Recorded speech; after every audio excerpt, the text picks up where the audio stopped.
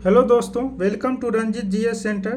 दोस्तों, आज इस वीडियो में जो है गुप्त काल एवं गुप्तोत्तर काल दोनों का अध्ययन दोस्तों इस वीडियो में ऑब्जेक्टिव के माध्यम से करेंगे। और इस वीडियो में लगभग 140 यानी 140 प्लस ऑब्जेक्टिव्स दोस्तों जो पीवाईक्यू है उसका अध्ययन करेंगे। और उसके दोस्तों इन सभी ऑब्जेक्टिव्स का जो है डिटेल्स एक्सप्लेनेशन के साथ अध्ययन करेंगे इस वीडियो में।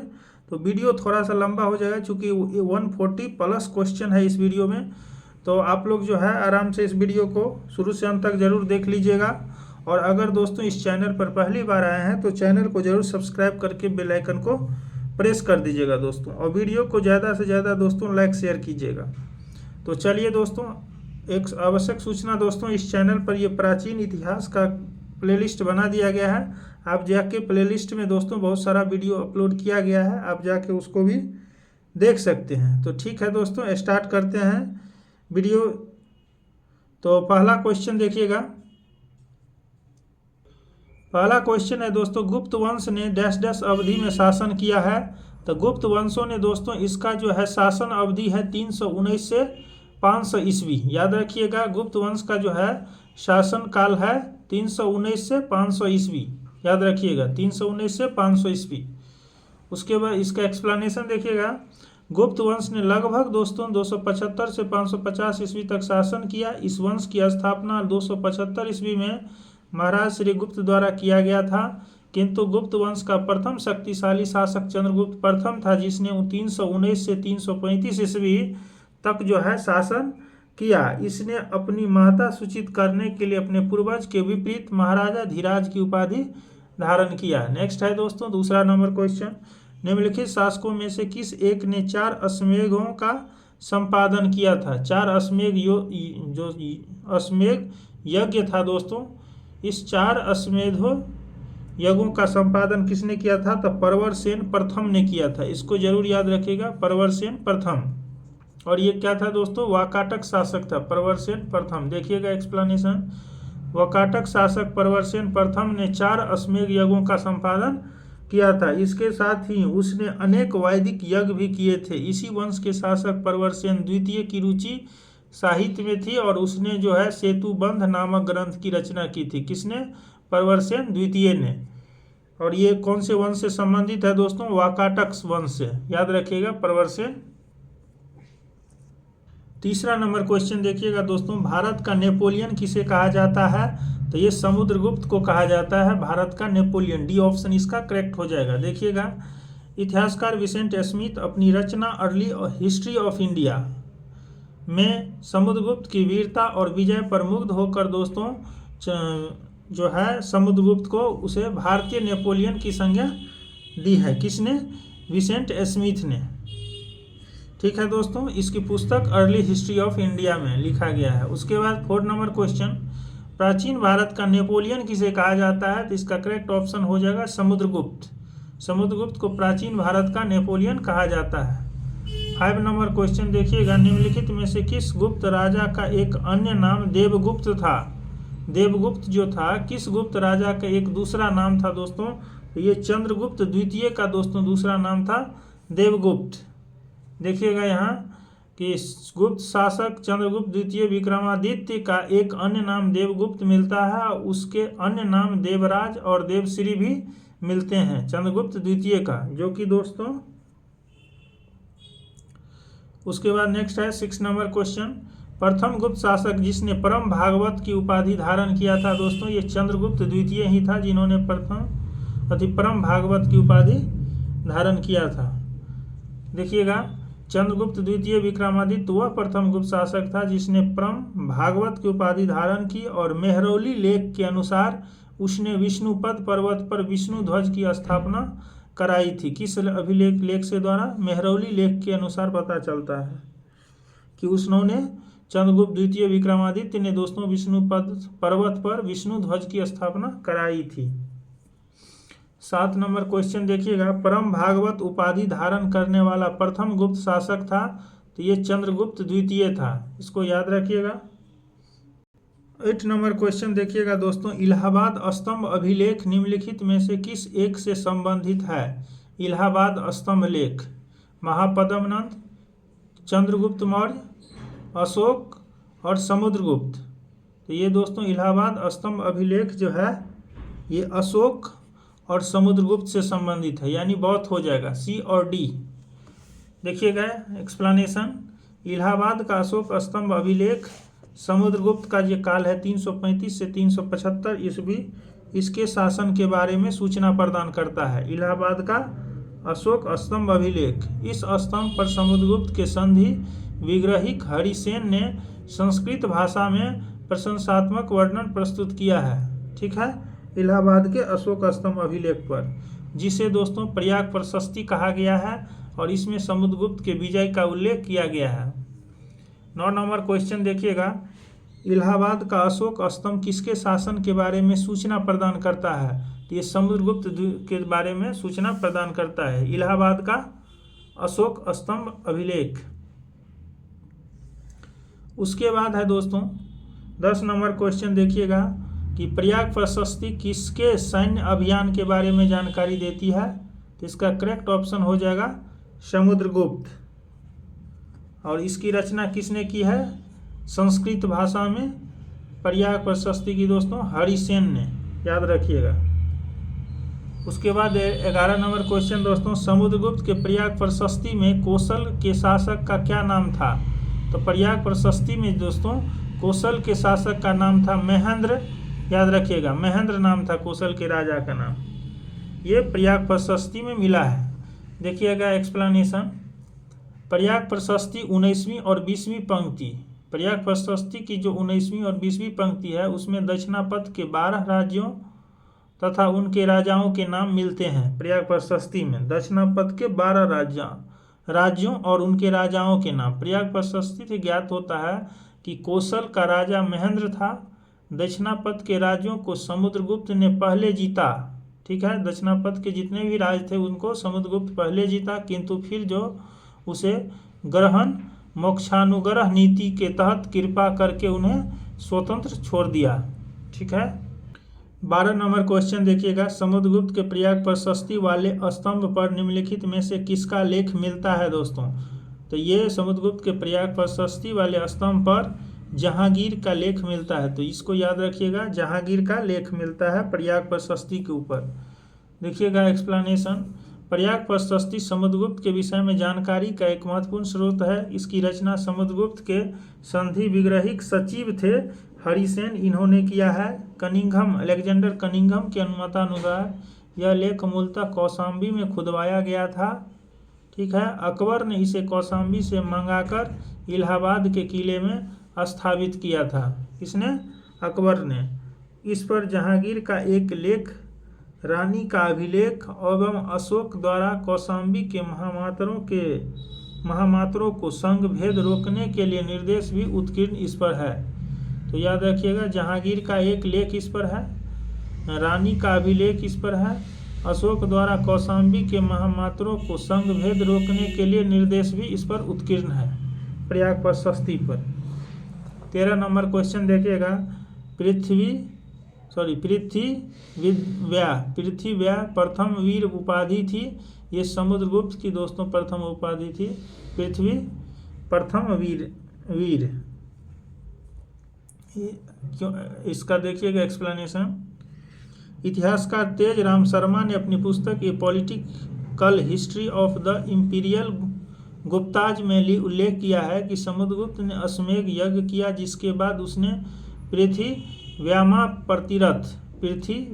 प्रतिरथ की उपाधि ग्रहण किया, जिसका अर्थ है ऐसा व्यक्ति जिसका पृथ्वी पर कोई प्रतिद्वंदी न हो, यानी पृथ्वी का प्रथम वीर। उत्तर प्रदेश लोक सेवा आयोग ने अपने संशोधित उत्तर पत्रक में इस प्रश्न को मूल्यांकन से बाहर किया है। ठीक है, तो इसको बस याद रखिएगा, किसका है ये? पृथ्वी व्या प्रथम वीर, ये समुद्रगुप्त की उपाधि है। उसके बाद 14 नंबर क्वेश्चन देखिएगा, हरिसेन समुद्रगुप्त के दरबार का प्रथम कवि था। हरिसेन जो है समुद्रगुप्त के दरबार का प्रसिद्ध कवि था, तो सही है दोस्तों। उसने देवी चंद्रगुप्तम महाकाव्य की रचना की, ये गलत है, प्रयाग प्रशस्ति की रचना की थी हरिसेन ने।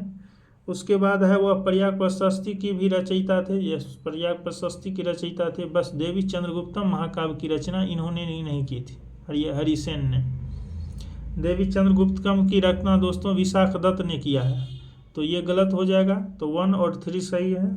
इसका करेक्ट ऑप्शन हो जाएगा डी, 1 और 3। याद रखिएगा, देवी चंद्रगुप्तम महाकाव्य की रचना विशाख दत्त ने किया है। एक्सप्लेनेशन देखिएगा, इलाहाबाद स्तंभ पर जो है समुद्रगुप्त के संधि विग्रहिक एवं कवि हरिसेन ने संस्कृत भाषा में प्रशंसात्मक वर्णन प्रस्तुत किया है, जिसे प्रयाग प्रशस्ति कहा गया है। इसमें समुद्रगुप्त के विजय का उल्लेख किया गया है। देवी चंद्रगुप्तम नाटक की रचना दोस्तों विशाख दत्त ने किया है, इसको जरूर याद रखिएगा। इससे गुप्तवंशी शासक रामगुप्त के विषय में सूचना प्राप्त होती है, देवी चंद्रगुप्तम से। ठीक है, रामगुप्त के विषय में सूचना मिलती है, इसको याद रखिएगा। 15 नंबर क्वेश्चन 15 है दोस्तों, देखिएगा, दक्षिण भारत के समुद्रगुप्त के समकालीन नरेश। दक्षिण भारत में दोस्तों समुद्रगुप्त के समय के राजाओं के नाम इधर दिया है और उनके राज्य दिया हुआ है। तो यहाँ दिया है धनंजय, नीलराज, उग्रसेन और विष्णुगोपा। इधर दिया है उनके राज्य अवमुक्त, कांची, कुस्तलपुर और पालक्का। तो आइए इसका मिलान करते हैं। तो ये समुद्रगुप्त के समय दोस्तों धनंजय जो थे, ये धनंजय दोस्तों कुस्तुलपुर राज्य के राजा थे। धनंजय कुस्तुलपुर राज्य के। नीलराज जो थे दोस्तों ये अवमुक्त के राजा थे, याद रखिएगा, अवमुक्त राज्य के राजा थे नीलराज। उग्रसेन जो थे दोस्तों ये पालक्का के राजा थे, पालक्का राज्य के राजा थे उग्रसेन।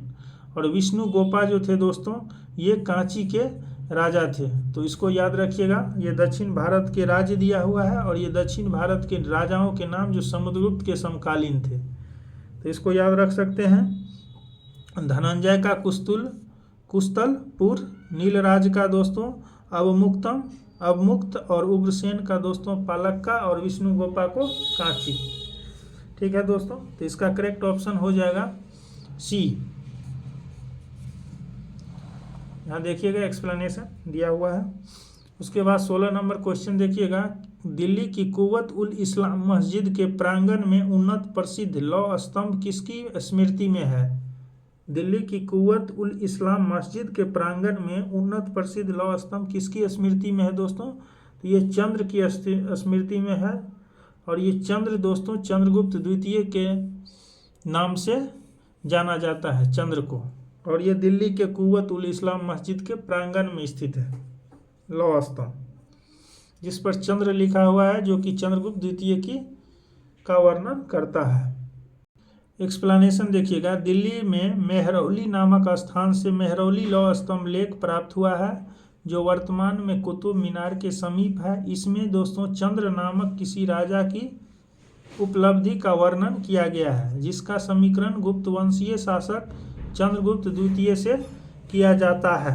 एक मान्यता के अनुसार है कि लगभग 410 ईस्वी में चंद्रगुप्त द्वितीय विक्रमादित्य के समय में मेहरौली लौह स्तंभ उदयगिरी पहाड़ियों के पास विष्णुगिरी में स्थित था। चंद्रगुप्त द्वितीय विष्णु का उपासक था। भगवान विष्णु के सम्मान में ही उसने इस लौह स्तंभ का निर्माण करवाया था। इस स्तंभ के शीर्ष भाग पर भगवान विष्णु के वाहन गरुड़ का चिन्ह अंकित है। तो इसको भी याद रखिए, भगवान विष्णु के वाहन जो गरुड़ है उसका चिन्ह अंकित है इस स्तंभ के शीर्ष भाग पर, मेहरौली लौह स्तंभ के शीर्ष भाग पर। 17 नंबर क्वेश्चन देखिएगा दोस्तों, कौन सा राजवंश हुनों के आक्रमण से अत्यंत विचलित हुआ था? तो ये हुन के राजवंश से दोस्तों, हुन के आक्रमण से गुप्त राजवंश जो है सबसे ज़्यादा विचलित हुआ था। ये असगंध गुप्त के समय दोस्तों हुन का आक्रमण विशेष रूप से देखा जाता है। देखिएगा कि हुनों का पहला भारतीय आक्रमण गुप्त सम्राट स्कंदगुप्त के शासनकाल में हुआ और स्कंदगुप्त के हाथों में बुरी तरह पराजित हुआ। कौन? हुन। यह आक्रमण एक धावा मात्र रहा है और देश के ऊपर इसका कोई तात्कालिक प्रभाव नहीं पड़ा, किंतु परोक्ष रूप से इसने गुप्त साम्राज्य के पतन की गति को तेज कर दिया। स्कंदगुप्त की मृत्यु के बाद दोस्तों 5वीं शताब्दी ईस्वी के अंत तथा 6ठी शताब्दी ईस्वी के प्रारंभ में उत्तर पश्चिम के कई क्षेत्र पर हुनों ने कब्जा कर लिया था। किसके? स्कंदगुप्त की मृत्यु के बाद। चूँकि स्कंदगुप्त ही गुप्त शासक, गुप्त सम्राट में ऐसा था जिन्होंने स्कंदगुप्त ने हुनों को बुरी तरह से पराजित किया था। पर इसकी मृत्यु के बाद दोस्तों 5वीं शताब्दी ईस्वी के अंत और 6ठी शताब्दी के प्रारंभ में उत्तर पश्चिम के कई क्षेत्र पर हुन ने कब्जा कर लिया। 18 नंबर क्वेश्चन देखिएगा, हुनों ने भारत पर आक्रमण किया था दोस्तों, तो इसका करेक्ट ऑप्शन होगा स्कंदगुप्त के शासन काल में हुनों ने भारत पर आक्रमण किया था, स्कंदगुप्त के शासन काल में। 19 नंबर क्वेश्चन देखिएगा, निम्नलिखित में से किस गुप्त शासकों ने हुनों पर विजय प्राप्त किया था दोस्तों, तो स्कंदगुप्त ने हुन पर विजय प्राप्त किया था। 20 नंबर क्वेश्चन देखिए, गुप्त सम्राट जिसने हुनों को पराजित किया था दोस्तों, समुद्रगुप्त, चंद्रगुप्त द्वितीय, तो इसका करेक्ट ऑप्शन हो जाएगा, ये देखिएगा सी ऑप्शन इसका करेक्ट हो जाएगा, स्कंदगुप्त। उसके बाद 21 नंबर क्वेश्चन, इनमें से किस गुप्त शासक ने हुन को पराजित किया था, तो स्कंदगुप्त। उसके बाद है दोस्तों, किस अभिलेख से ज्ञात होता है कि स्कंदगुप्त ने हुनों को पराजित किया था, ये भीतरी स्तंभ लेख से पता चलता है। किससे? भीतरी स्तंभ अभिलेख से दोस्तों ज्ञात होता है कि स्कंदगुप्त ने हुन को पराजित किया था। ये देखिए भीतरी स्तंभ अभिलेख कहाँ पर है दोस्तों, ये इम्पोर्टेंट है। उत्तर प्रदेश के जो है गाजीपुर जिले में सैदपुर तहसील में भीतरी नामक स्थान पर से भीतरी स्तंभ लेख मिलता है। इसमें पुष्यमित्र और हुनों के साथ स्कंदगुप्त के युद्ध का वर्णन मिलता है। पुष्यमित्र हुन के साथ स्कंदगुप्त के युद्ध का वर्णन मिलता है। उल्लेखनीय है कि हुन का पहला भारतीय आक्रमण दोस्तों गुप्त सम्राट स्कंदगुप्त के शासनकाल में हुआ, जिसमें वे स्कंदगुप्त से बुरी तरह पराजित हुए थे। उसके बाद है दोस्तों 23 नंबर क्वेश्चन देखिएगा कि गुप्त साम्राज्य के पतन के विभिन्न कारण थे, निम्नलिखित कथनों में से कौन सा कारण नहीं था। ये गुप्त साम्राज्य के पतन का कारण दोस्तों हुन आक्रमण था। प्रशासन का जो है सामंतीय ढांचा जो था, इसके कारण इस साम्राज्य का पतन हुआ था। उत्तरवर्ती गुप्तों का बौद्ध धर्म स्वीकार करना, उत्तरवर्ती गुप्त जो था दोस्तों गुप्त के बाद वो बौद्ध धर्म को स्वीकार कर लिया, इसलिए गुप्त साम्राज्य का पतन हो गया। अरब आक्रमण दोस्तों इसके समय की घटना नहीं है, इसलिए अरब आक्रमण से ये गुप्त साम्राज्य के पतन का कारण नहीं हो सकता है अरब आक्रमण। देखिएगा एक्सप्लेनेशन, गुप्त साम्राज्य के पतन के प्रसंगत कारणों में से अरबों का भारत पर आक्रमण इसके लिए उत्तरदायी नहीं था। भारत पर अरब आक्रमण दोस्तों गुप्तों के पतन के बहुत बाद यानी पूर्व मध्यकाल में हुआ है। पूर्व मध्यकाल दोस्तों 800 से 1200 ईस्वी के बीच के काल को दोस्तों 800 से 1200 ईस्वी के बीच के काल को कहा जाता है पूर्व मध्यकाल। और अरब का आक्रमण दोस्तों भारत पर गुप्त के पतन के बहुत बाद हुआ था। गुप्त का पतन तो दोस्तों 5वीं और 6ठी शताब्दी में ही हो गया था। उसके बाद है 24 नंबर, शक विजेता किसे कहा जाता है, तो शक विजेता दोस्तों चंद्रगुप्त द्वितीय को कहा जाता है। याद रखिएगा चंद्रगुप्त द्वितीय को। देखिएगा एक्सप्लेनेशन, गुप्त सम्राट चंद्रगुप्त द्वितीय विक्रमादित्य को शक विजेता कहा गया है। पश्चिम भारत के अंतिम शक राजा थे रुद्र सिंह तृतीय। इसको चंद्रगुप्त द्वितीय विक्रमादित्य ने 5वीं सदी के प्रथम दशक में परास्त कर पश्चिमी भारत में शक सत्ता का उन्मूलन यानी खत्म किया था। शकों को हराने के कारण चंद्रगुप्त विक्रमादित्य की एक अन्य उपाधि शकारी भी है, शक को हराने के कारण, और उसने इस उपलक्ष्य में चांदी के सिक्के को जारी किया था चंद्रगुप्त द्वितीय ने। नेक्स्ट है दोस्तों, रजत सिक्के जारी करने वाला प्रथम गुप्त शासक कौन था, तो ये चंद्रगुप्त द्वितीय था ही। शकों को पराजित करने के बाद इन्होंने दोस्तों चांदी के रजत के सिल्वर के सिक्के जारी किए थे। देखिएगा रजत सिक्के जारी करने वाला प्रथम गुप्त शासक चंद्रगुप्त द्वितीय विक्रमादित्य था, जिसको गुप्त काल में रूपक या रूपक कहा जाता था रजत सिक्के को। ठीक है दोस्तों, सिल्वर माने चांदी या रजत कह सकते हैं, तो इनको दोस्तों गुप्त काल में रूपक या रूपक कहा जाता था। चंद्रगुप्त द्वितीय ने शक मुद्राओं के ही अनुकरण पर रजत मुद्रा का उत्कीर्ण करवाया था। शक मुद्रा जो था उसी के अनुकरण पर ये रजत मुद्रा को उत्कीर्ण करवाया था। ठीक है, 26 नंबर क्वेश्चन देखिएगा, कौन सुमेलित नहीं है। कुमारगुप्त प्रथम मंदसौर अभिलेख, पतिक जो है ये तक्षशिला अभिलेख, प्रभावती गुप्ता जो है ये उदयगिरी गुहा अभिलेख, और समुद्रगुप्त जो है ये एरन अभिलेख। तो इसमें जो है दोस्तों कुमारगुप्त प्रथम मंदसौर अभिलेख सही है, पतिक जो है ये तक्षशिला अभिलेख भी सही है, समुद्रगुप्त दोस्तों एरन अभिलेख ये भी सही है। पर ये उदयगिरि गुहा अभिलेख जो है दोस्तों ये चंद्रगुप्त द्वितीय के बारे में जानकारी देता है, न कि प्रभावती गुप्ता के बारे में। तो याद रखिएगा उदयगिरि गुफा चंद्रगुप्त द्वितीय के बारे में जानकारी देते हैं, सुमेलित नहीं है, यानी सी सुमेलित नहीं है, इसको याद रखिएगा।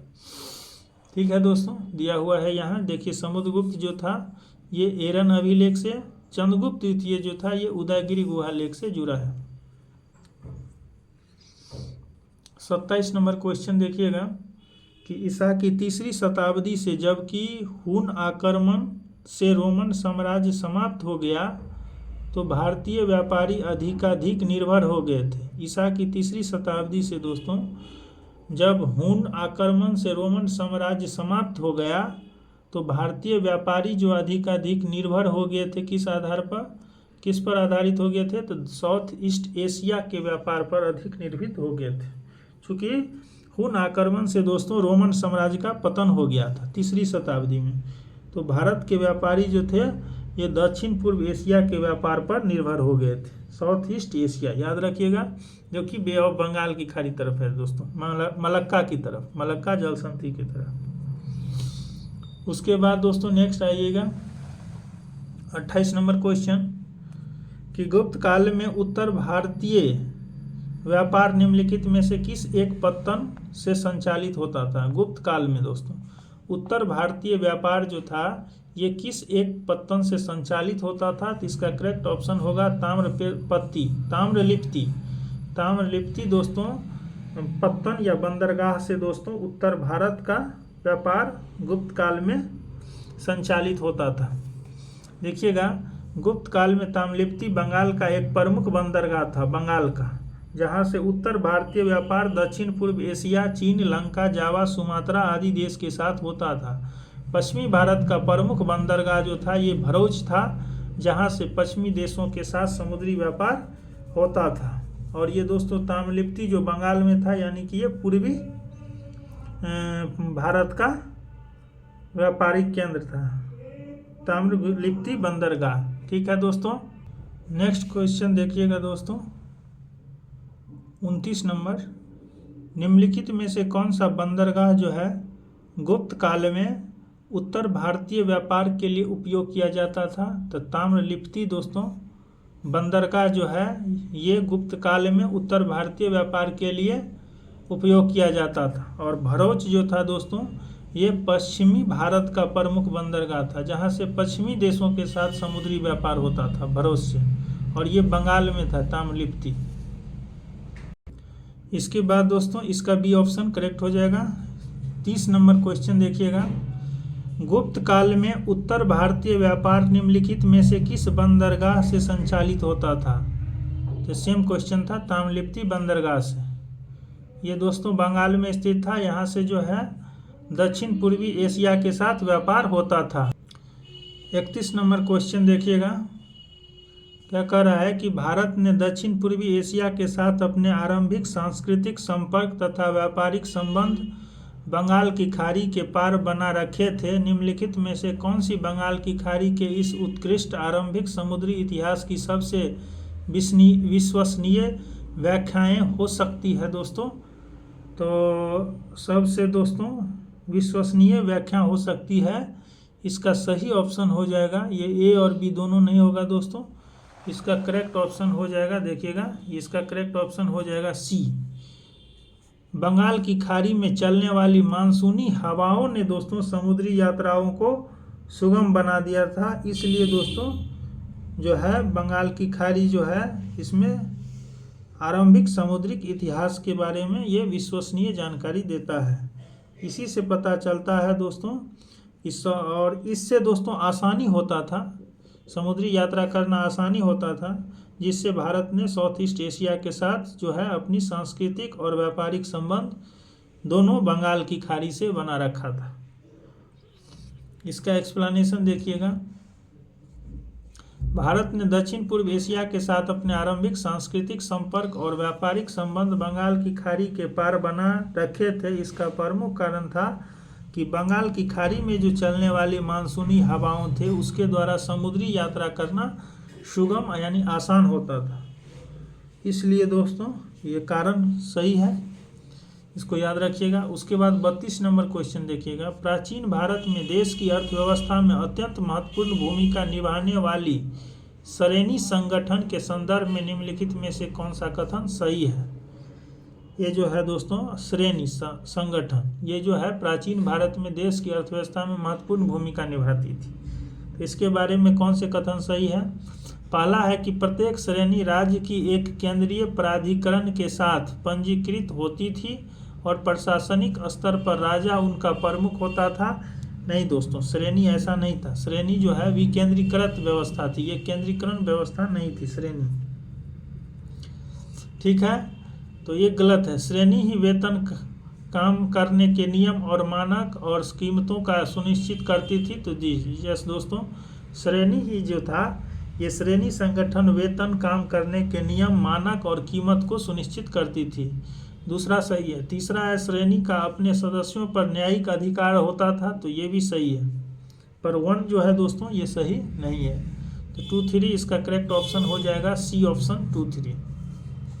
ये 12 में IAS में पूछा हुआ क्वेश्चन है। ये एक्सप्लेनेशन देखिएगा। प्राचीन भारत की अर्थव्यवस्था में श्रेणियों का विशेष महत्व था। ये संगठन व्यापारियों के द्वारा उनके व्यापार के समुचित संचालन के लिए स्थापित किए जाते थे। श्रेणी का अपने सदस्य पर न्यायिक अधिकार होता था और श्रेणियों के द्वारा ही सदस्य के वेतन, काम करने के नियम, मानक, स्टैंडर्ड और कीमतों का निर्धारण किया जाता था। प्रत्येक श्रेणी का अपना एक प्रमुख होता था। राजा का श्रेणियों के संचालन में कोई हस्तक्षेप नहीं होता था। श्रेणियां अपने नियम स्वयं बनाती थी और स्थानीय प्रशासन में भी श्रेणियों को काफ़ी महत्व दिया जाता था। उसके बाद दोस्तों 33 नंबर क्वेश्चन। गुप्त काल में जो है गुजरात, बंगाल, दक्कन और तमिल राष्ट्र में स्थित केंद्र किससे संबंधित थे? तो गुप्त काल में दोस्तों गुजरात, बंगाल, दक्कन और तमिल जो था ये राष्ट्र, ये दोस्तों वस्त्र उत्पादन के केंद्र के रूप में प्रसिद्ध थे। याद रखिएगा इसको, वस्त्र, ये ऑप्शन करेक्ट हो जाएगा। एक्सप्लेनेशन देखिएगा। गुप्त काल में गुजरात, बंगाल, दक्कन और तमिलनाडु वस्त्र उत्पादन के लिए प्रसिद्ध था।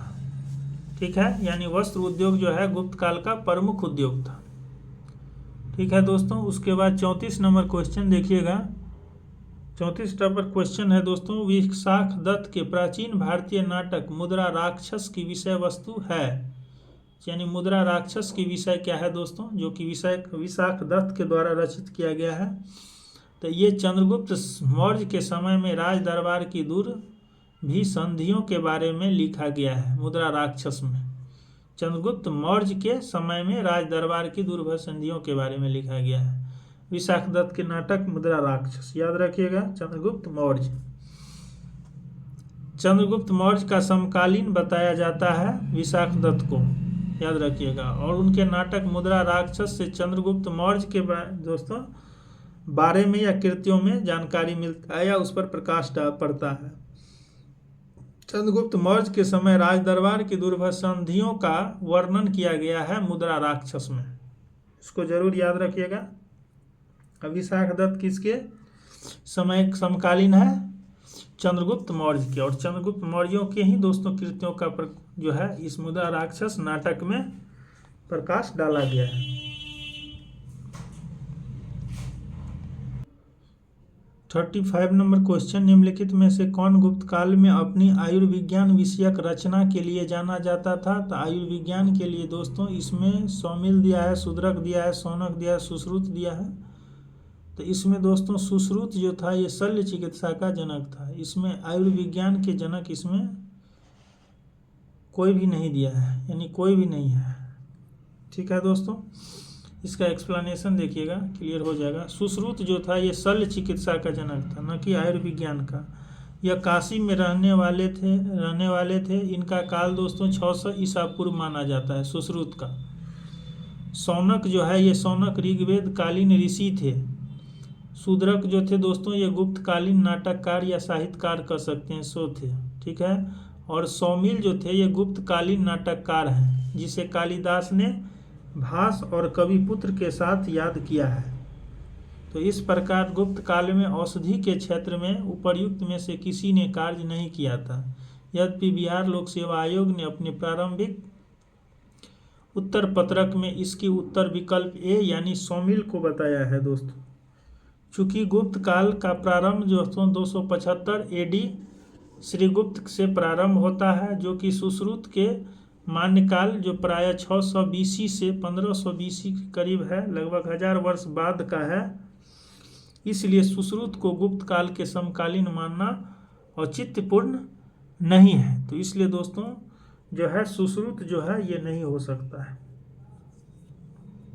ठीक है, चूंकि गुप्त काल दोस्तों 275 एडी शुरू किया जाता है, जबकि सुश्रुत का काल है 600 BC से 1500 BC, यानी 600 BC से काल के, जो कि करीब से करीब दोस्तों 1000 वर्ष बाद का है। 36 नंबर क्वेश्चन, इनमें से कौन गुप्त काल में औषधि के क्षेत्र में अपने कार्य के लिए जाने जाते थे दोस्तों? तो वही क्वेश्चन है सेम, सुश्रुत, सौमिला, शूद्रक, शौनक। तो इसमें से कोई नहीं होगा, ये ऑप्शन इसका करेक्ट हो जाएगा। 37 नंबर क्वेश्चन है, निम्न में से किसका प्राचीन भारत के आयुर्वेद शास्त्र से संबंध नहीं है दोस्तों? तो प्राचीन भारत के आयुर्वेद शास्त्र से संबंधित नहीं है, ये भास्कराचार्य का, याद रखिएगा, भास्कराचार्य का दोस्तों आयुर्वेद शास्त्र से संबंध नहीं है। ये दोस्तों खगोल विद और गणितज्ञ थे भास्कराचार्य, तो याद रखिए ये खगोलीय थे, विद थे। देखिएगा इसका एक्सप्लेनेशन, धन्वंतरी जो थे ये चंद्रगुप्त द्वितीय विक्रमादित्य के नवरत्न में से एक थे और ये आयुर्वेद शास्त्र के प्रकांड पंडित थे धन्वंतरी। चरक और सुश्रुत भी दोस्तों आयुर्वेद के विख्यात विद्वान थे, चरक और सुश्रुत। चरक कनिष्क के राजवैद्य थे, ये चरक जो थे ये कनिष्क के राजवैद्य थे जिन्होंने चरक संहिता की रचना की थी, जबकि भास्कराचार्य दोस्तों ये खगोलज्ञ या गणितज्ञ थे, उन्होंने सिद्धांत शिरोमणि और लीलावती नामक ग्रंथ की रचना की थी भास्कराचार्य ने। इन ग्रंथों में दोस्तों गणित और खगोल विज्ञान संबंधी विषय पर प्रकाश डाला गया है। उसके बाद 38 नंबर क्वेश्चन देखिएगा, लीलावती के लेखक कौन थे? भास्कराचार्य। उसके बाद 39 नंबर क्वेश्चन देखिएगा, प्राचीन भारत में हुई वैज्ञानिक प्रगति के संदर्भ में निम्नलिखित में से कौन से कथन सही है? जैसे दोस्तों प्रथम शताब्दी ईस्वी में विभिन्न प्रकार के विशिष्ट शल्य औजारों का उपयोग आम था, तो ये सही है दोस्तों। प्रथम शताब्दी ईस्वी में जो है विभिन्न प्रकार के विशिष्ट शल्य औजार का उपयोग एक आम बन गया था, जनरल बन गया था, सही है वही। तीसरी शताब्दी ईस्वी के आरंभ में मानव शरीर के आंतरिक अंगों का प्रत्यारोपण शुरू हो चुका था। तीसरी शताब्दी ईस्वी के आरंभ में ही मानव शरीर के आंतरिक अंग का प्रत्यारोपण शुरू हो गया था। ये जब दोस्तों प्रथम शताब्दी ईस्वी में ही विभिन्न प्रकार के विशिष्ट शल्य औजार का उपयोग आम हो गया था, तो ये तीसरी शताब्दी शुरुआत नहीं हो सकता है, तो ये गलत है। ये प्रथम शताब्दी में ही दोस्तों ये शरीर के आंतरिक अंग का प्रत्यारोपण शुरू हो चुका था। 5वीं शताब्दी ईस्वी में कोण के यानी साइन का सिद्धांत ज्ञात था। 5वीं शताब्दी ईस्वी में साइन का सिद्धांत ज्ञात था, सही है दोस्तों। 7वीं शताब्दी ईस्वी में चक्रीय चतुर्भुज का सिद्धांत ज्ञात था, तो ये भी सही है। तो दो को छोड़ के दोस्तों 1, 3, 4 सभी सही है। यहाँ 1, 3, 4 इसका करेक्ट ऑप्शन हो जाएगा सी, 1, 3, 4।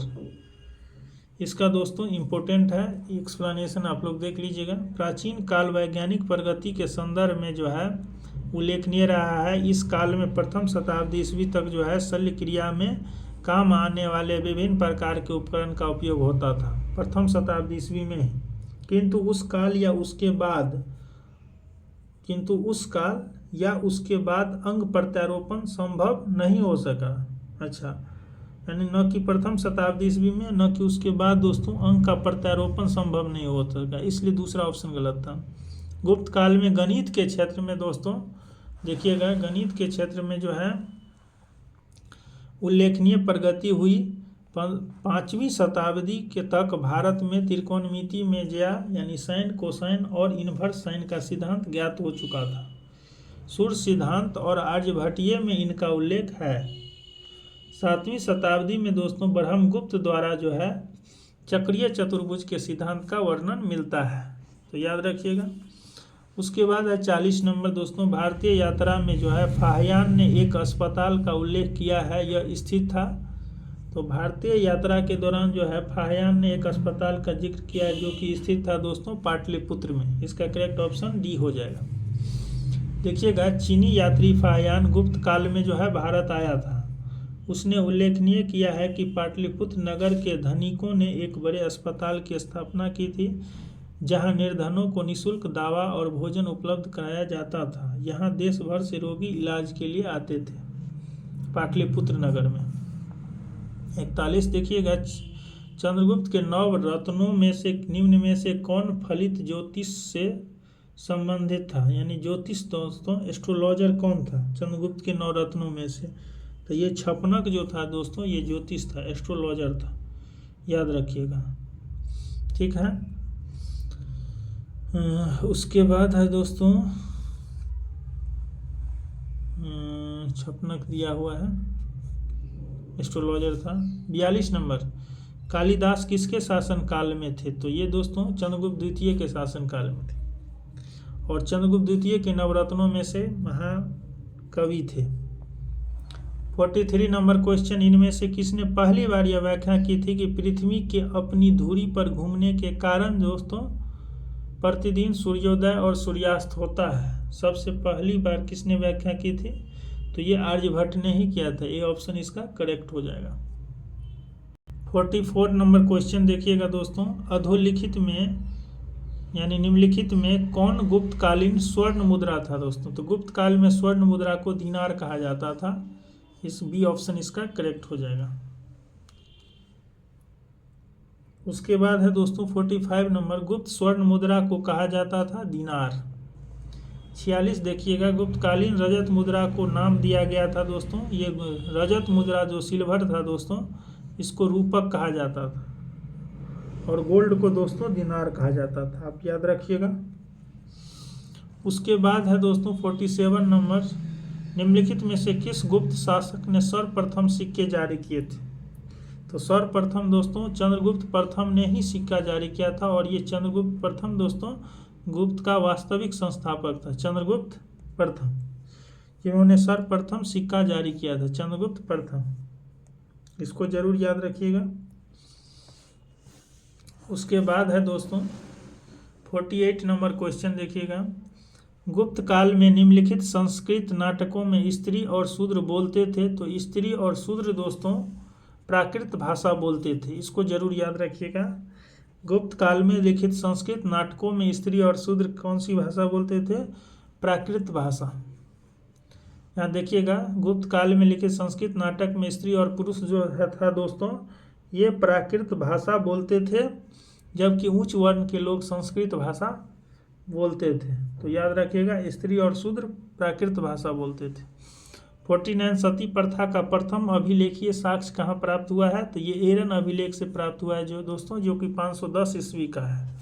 ठीक है, और उसमें दोस्तों गोपराज नामक सेनापति के स्त्री के सती होने का प्रमाण मिलता है। देखिएगा, सती प्रथा का उल्लेख एरन अभिलेख से प्राप्त हुआ है और यह अभिलेख 510 ईस्वी का है, जिसमें दोस्तों गोपराज नामक सेनापति की स्त्री के सती होने का उल्लेख है।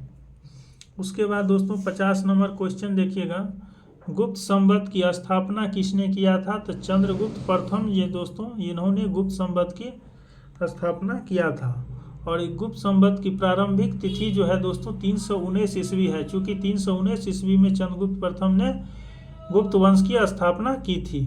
51 क्वेश्चन देखिएगा नेक्स्ट। 51 क्वेश्चन क्या है दोस्तों, इधर सम्राट दिया है, इधर इसका विरुद्ध यानी जो उपाधि धारण किया है दो है वो दिया है और मैचिंग करने का है दोस्तों क्वेश्चन में। तो अशोक जो है इसको दोस्तों प्रियदर्शनी कहा जाता था, तो इसको जरूर याद रखिए। अशोक के अभिलेख पर अशोक का जिक्र प्रियदर्शनी के नाम से संबंधित है। समुद्रगुप्त को दोस्तों परकर्मांक कहा गया है, समुद्रगुप्त की उपाधि है परकर्मांक। चंद्रगुप्त द्वितीय को दोस्तों विक्रमादित्य की उपाधि दिया गया है और स्कंदगुप्त को जो है कर्मादित्य की उपाधि दिया गया है, तो इसको जरूर याद रखिएगा। यहाँ दिया हुआ है दोस्तों, देखिए अशोक प्रियदर्शनी समुद्रगुप्त को परकर्मांक, चंद्रगुप्त द्वितीय विक्रमादित्य, स्कंदगुप्त को कर्मादित्य। उसके बाद 52 नंबर क्वेश्चन देखिएगा, नगरों का क्रमिक पतन किस काल की एक महत्वपूर्ण विशेषता है दोस्तों? तो नगर का क्रमिक पतन गुप्त काल की एक विशेषता है, याद रखिएगा। उसके बाद है 53 नंबर क्वेश्चन देखिएगा, किस शासक वंश ने मंदिरों एवं ब्राह्मणों को सबसे अधिक ग्राम अनुदान में दिया था दोस्तों? तो ये गुप्त वंश के शासक थे, इन्होंने ही मंदिरों और ब्राह्मणों को सबसे अधिक ग्राम जो थे गांव अनुदान में दिया था, गुप्त वंश के राजा ने। 54 नंबर क्वेश्चन देखिएगा, प्राचीन भारत में किस वंश का शासन काल स्वर्ण युग कहा जाता है? प्राचीन भारत में दोस्तों स्वर्ण युग गुप्त काल को कहा जाता है, इसको जरूर याद रखिएगा। 55 नंबर क्वेश्चन, निम्नलिखित में से किस काल में स्त्रियों की पुरुषों से बराबरी थी दोस्तों? स्त्री को पुरुषों से बराबरी थी गुप्त काल, मौर्य काल और चोल में। तो इनमें से दोस्तों किसी भी काल में दोस्तों, न गुप्त काल में, न मौर्य काल में, न चोलों काल में स्त्री की और पुरुष की बराबरी थी। इसमें से किसी के काल में नहीं, सिर्फ ऋग्वैदिक काल में दोस्तों स्त्री पुरुष समान थी। देखिएगा एक्सप्लेनेशन, ऋग्वैदिक काल को छोड़कर प्राचीन भारतीय इतिहास में स्त्री की स्थिति कभी अच्छी नहीं रही, केवल ऋग्वैदिक काल में, जो दोस्तों 1500 से 1000 BC के काल का है। गुप्त मौर्य और चोल काल में भी स्त्री की स्थिति से संबंधित कुछ सीमित प्रसंगों को छोड़कर उनके दयनीय स्थिति का ही साक्ष्य मिलता है। अतः स्त्री पुरुष की बराबरी किसी भी काल में नहीं की जा सकती है, सिर्फ ऋग्वैदिक काल में ही स्थिति स्त्री की अच्छी थी दोस्तों। 56 नंबर क्वेश्चन देखिएगा, गुप्त युग में भूमि राजस्व की दर क्या थी दोस्तों? तो ये 1/6 थी, यानी उपज का 6ठा भाग था गुप्त काल में भू राजस्व। 57 है दोस्तों, धर्मास्त्रों में भू राजस्व की दर क्या थी? तो 1/6 थी। हिंदू विधि द्वारा मान्य कर कितना था दोस्तों? 58 का देखिएगा, हिंदू विधि द्वारा मान्य कर कितना था? उपज का 6ठा भाग। 59 देखिएगा दोस्तों, किस प्रकार की भूमि को जो है अप्रहत कहा जाता था दोस्तों? तो बिना जोती हुई जंगली भूमि को गुप्त काल में अप्रहत कहा जाता था, ये टर्म को याद रखिएगा, बिना जोती हुई जंगली भूमि को। 60 नंबर क्वेश्चन देखिएगा नेक्स्ट, गुप्त साम्राज्य द्वारा निम्न में से किन्हें कर रहित कृषि भूमि प्रदान की जाती थी दोस्तों? कर रहित यानी टैक्स फ्री कृषि भूमि प्रदान की जाती थी गुप्त साम्राज्य में। तो ये ब्राह्मणों को दोस्तों टैक्स फ्री कृषि भूमि प्रदान की जाती थी, ब्राह्मण और मंदिर को, याद रखिएगा। देखिएगा गुप्त काल में मंदिर और ब्राह्मणों को जो भूमि दान में दी जाती थी उसे अग्रहार कहा जाता था, याद रखिएगा। अग्रहार शब्द जो है दोस्तों, ये गुप्त काल में मंदिर और ब्राह्मणों को जो भूमि दान में दिया जाता था उसे अग्रहार कहा जाता था।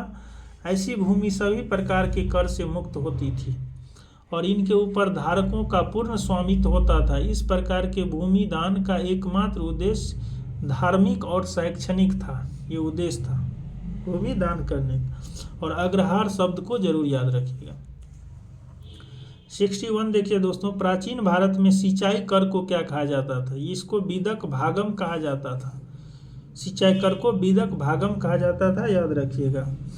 एक्सप्लेनेशन है दोस्तों, प्राचीन भारत में सिंचाई कर को विदक भागम या उदक भाग कहा जाता है। हिरण्य जो था ये दोस्तों मौर्य काल में लिया जाने वाला नगद कर था, हिरण्य। और गुप्त अभिलेखों में भूमि कर को दोस्तों, गुप्त अभिलेख में भूमि कर को उद्रंग कहा गया है, भूमि कर को उद्रंग कहा गया। प्राचीन भारत की राजपूत युगीन संस्कृति में उल्लेख है कि उपरनिका भूमि पर अस्थायी और अस्थायी रूप से रहने वाले किसानों से लिया जाता था। उपरिका भूमि पर अस्थायी व अस्थायी रूप से जो किसान रहता था उससे दोस्तों लिया जाता था टैक्स। उसके बाद है 62 तीसरी शताब्दी में वारंगल प्रसिद्ध था दोस्तों। किस लिए प्रसिद्ध था? तो ये दोस्तों लोहे के यंत्र और उपकरण के लिए प्रसिद्ध था वारंगल, तीसरी शताब्दी में। 63 दोस्तों, तोरमान किस जातीय दल का था? तो ये तोरमान दोस्तों हुन से संबंधित था, याद रखिएगा। तोरमान भारत पर दूसरा हुन आक्रमण का नेता था। मध्य भारत के एरन नामक स्थान से वराह प्रतिमा पर खुदा हुआ उसका लेख मिला है। एरन नामक स्थान से वराह प्रतिमा पर खुदा हुआ उसका लेख मिला है, जिससे पता चलता है कि धन्य विष्णु उसके शासन काल के प्रथम वर्ष में उसका सामंत था। कौन? धन्य विष्णु। 64 है दोस्तों, निम्नलिखित में से किसने हुन शासक मिहिर कुल को पराजित किया था? हुन शासक मिहिर कुल को किसने पराजित किया था दोस्तों? तो इसका करेक्ट ऑप्शन बी है, यशोधर्मन ने पराजित किया था। आइए इसका एक्सप्लेनेशन देखिए। एक्सप्लेनेशन दिया है दोस्तों, चीनी यात्री हेनसांग तथा मंदसौर लेख के साक्ष्य से ज्ञात होता है कि सर्वप्रथम गुप्त नरेश नरसिंह गुप्त बालादित्य और तत्पश्चात मालव नरेश यशोधर्मन द्वारा मिहिर कुल को बुरी तरह से पराजित किया था। सर्वप्रथम दोस्तों गुप्त नरेश था नरसिंह गुप्त बालादित्य, इन्होंने दोस्तों यशोधर्मन को पराजित किया था, मिहिर कुल को पराजित किया था, जो कि हुन का दोस्तों शासक था। और उसके बाद दोस्तों मालव नरेश था, यानी मालवा के नरेश था यशोधर्मन, इन्होंने भी मिहिर कुल को बुरी तरह से पराजित किया था। अगला है 65 नंबर क्वेश्चन दोस्तों, चीनी तीर्थयात्री जिसने 6ठी शताब्दी में भारत दर्शन किया था, ये दोस्तों चीनी यात्री थे सुंग युंग। याद रखिएगा, सुंग युंग जो 6ठी शताब्दी में भारत दर्शन किए थे। एक्सप्लेनेशन देखिएगा, चीनी यात्री सुंग युंग 518 ईस्वी में भारत आया और उसने अपनी 3 वर्ष की यात्रा में बौद्ध धर्म की प्रतियां एकत्रित की थी। किसने? सुंग युंग ने। उसके बाद 66 नंबर क्वेश्चन, चीनी यात्री सुंग युंग ने भारत की यात्रा की थी दोस्तों, तो ये 578 ईस्वी में की थी, 518 ईस्वी में। अभी जस्ट ये ऑप्शन में देखें 518 ईस्वी में, तो ये 515 से 520 ईस्वी के बीच के समय मान सकते हैं सुंग युंग की भारत की यात्रा। उसके बाद है दोस्तों यहाँ देखिएगा, चीनी यात्री सुंग युंग 578 से 521 ईस्वी तक भारत की यात्रा की। इसने अपनी 3 वर्ष की यात्रा में बौद्ध धर्म की प्रतियां एकत्रित की थी। उसके बाद 67 नंबर क्वेश्चन देखिएगा कि ध्यानपूर्वक निम्नलिखित कथन को पढ़िए। गुप्त सम्राट स्वयं के लिए दैवीय अधिकार का दावा करते थे। ये गुप्त सम्राट जो थे दोस्तों स्वयं को दैवीय अधिकार का दावा करते थे, सही है। उनका प्रशासन जो है नितांत केंद्रीकृत था, नहीं दोस्तों, ये सेंट्रलाइज केंद्रीकृत नहीं था। यहाँ राजाओं के ऊपर राजा होता था गुप्त काल में, तो ये गलत है। तीसरा, उन्होंने भूमि दान की परंपरा को विस्तारित किया था। जी, गुप्त काल में ही सबसे अधिक भूमि दोस्तों दान दिया गया था, यानी 1 और 3 दोस्तों सही है, इसका सी ऑप्शन करेक्ट हो जाएगा। ये दोस्तों 68 नंबर क्वेश्चन देखिएगा, गुप्त काल के दौरान भारत में बालात्श्रम के संदर्भ में निम्नलिखित में से कौन सा कथन सही है? तो बालात्श्रम दोस्तों गुप्त काल के दौरान इसे राज्य के लिए आय का एक स्रोत, जनता द्वारा दिया जाने वाला एक प्रकार का कर माना जाता था बालात्श्रम को गुप्त काल में। तो ये इसका करेक्ट ऑप्शन हो जाएगा ए। बालाश्रम को दोस्तों गुप्त काल में राज्य के लिए एक आय का स्रोत था और जनता द्वारा दिया जाने वाला एक प्रकार का कर था, माना जाता था बालाश्रम को। तो ये ऑप्शन सही हो जाएगा। एक्सप्लेनेशन देखिएगा दोस्तों, किससे पता चलता है, किस अभिलेख से? तो यहाँ देखिएगा, चंद्रगुप्त द्वितीय के उदयगिरी गुहा लेख, प्रभावती गुप्ता के रिद्धपुर अभिलेख समेत अनेक गुप्तकालीन अभिलेखों में विष्टि यानी बेगार या बलात्श्रम को अन्य करों के साथ रखा गया है। बेगार या बलात्श्रम को दोस्तों अन्य कर के साथ रखा गया है। यद्यपि बेगार प्रथा का प्रमाण मौर्य युग से ही मिलता है, किंतु गुप्त काल में वह विभिन्न अवसरों पर राजा द्वारा प्राप्त किए जाने वाले कर का एक रूप बन गया था। इसके तहत मजदूरों, शिल्पियों और कृषकों को अनिवार्य रूप से राजा या राजा के लिए श्रम करना ही होता था, जिसके बदले में कोई भुगतान नहीं दिया जाता था। ठीक है दोस्तों, यह प्रथा जो है मध्य प्रदेश और काठियावाड़ में सबसे ज़्यादा प्रचलित था। बेगार की यह प्रथा पीढ़ी दर पीढ़ी चलती रहती थी, किंतु इसमें ज्येष्ठ उत्तराधिकार जैसा नहीं था। ठीक है, यह सभी श्रमिकों पर लागू होता था, बेगार प्रथा या बालात्श्रम। नेक्स्ट 69 नंबर क्वेश्चन दोस्तों, कहा जाता है कि शतरंज का खेल ओरिजिनेट हुआ था। कहाँ से शतरंज का खेल ओरिजिनेट हुआ था दोस्तों? तो भारत से हुआ था, और भारत से होते हुए ये ईरान गया और ईरान के बाद ये यूरोप तक विस्तृत हुआ। देखिएगा, पहले ये भारत में भारत से ईरान और उसके बाद यूरोप पहुंचा था। 70 नंबर क्वेश्चन दोस्तों, शूद्रक द्वारा लिखी हुई प्राचीन भारतीय पुस्तक मृच्छकटिकम का विषय क्या था दोस्तों? तो यह एक धनी व्यापारी और एक गणिका के पुत्री की प्रेम कथा है। मृच्छकटिकम में याद रखिएगा, इसका करेक्ट ऑप्शन ए हो जाएगा। 71 नंबर क्वेश्चन दोस्तों, प्राचीन सांख्य दर्शन में किसका महत्वपूर्ण योगदान है? सांख्य दर्शन में दोस्तों तो ये कपिल का जो है महत्वपूर्ण योगदान है सांख्य दर्शन में। देखिएगा, सांख्य दर्शन भारतीय दर्शन के प्राचीनतम संप्रदाय में परिगणित हुआ है।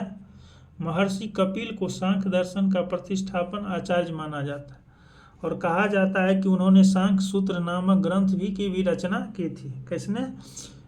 कपिल, महर्षि कपिल ने।